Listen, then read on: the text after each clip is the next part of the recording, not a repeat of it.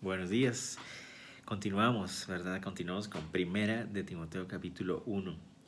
Recordemos así rápidamente que Pablo ha estado hablándole a Timoteo acerca de la necesidad que tiene el pastor de cuidar que la enseñanza de la buena doctrina se dé en la iglesia.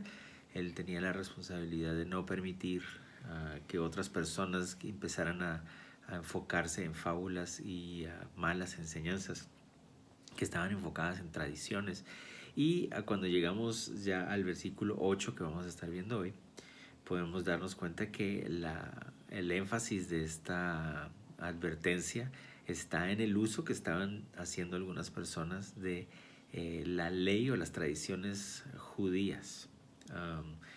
Sabemos por el libro de Hechos que una de las cosas más difíciles que Pablo tuvo que enfrentar, uno de los dolores más grandes de cabeza que él tuvo, fue tener que enfrentar a estos judaizantes, es decir, personas que reclamaban haber creído en Cristo Jesús, que creían que Jesús era el Mesías, pero no solamente reclamaban creer eso, sino que además decían que para poder ser un buen seguidor del Mesías, de Jesús, tenías que también ser una persona que guardaba la interpretación que ellos daban de la ley de Israel o de la ley de Moisés, que como sabemos por la historia de los evangelios, estaba más enfocada y basada en tradiciones humanas que realmente en el corazón de la ley.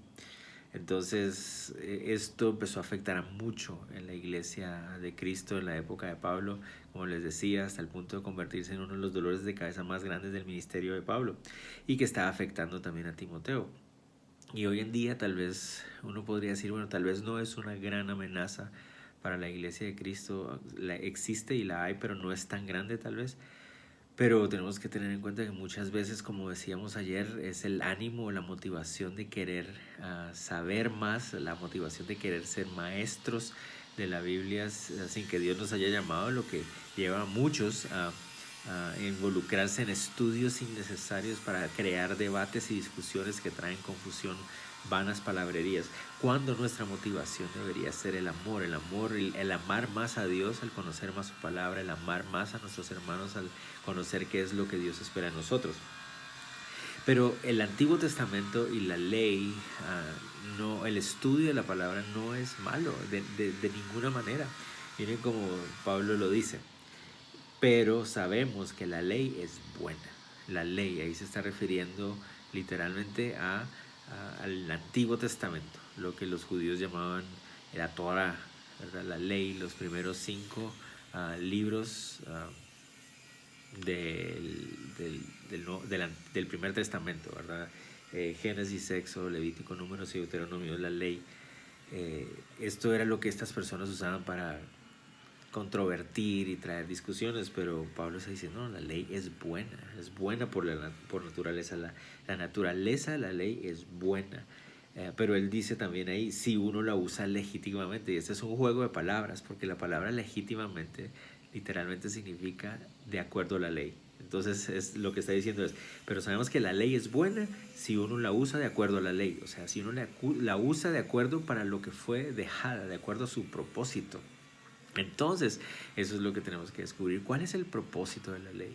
¿Cuál es la razón por la cual Dios nos dejó la ley en nuestras manos? ¿Es la ley una lista de cosas que nosotros debemos hacer para ser santos? O más bien, lo que vamos a ver es que la ley es una explicación del por qué nosotros no podemos hacer nada para ser santos. O sea, nos explica por qué no podemos serlo.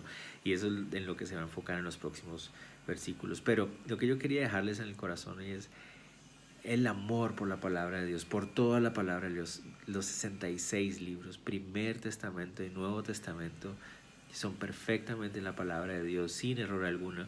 Y el estudiarla debe ser una de las pasiones más grandes del verdadero creyente de Cristo, con la motivación correcta, poder aprender quién es Dios, cuál es su carácter, para poder usar la Biblia de la manera correcta, adecuada, para poder disfrutar ese amor que Él tiene para con nosotros y poder amar a los demás como Él quiere que amemos, para poder conocerle mucho más.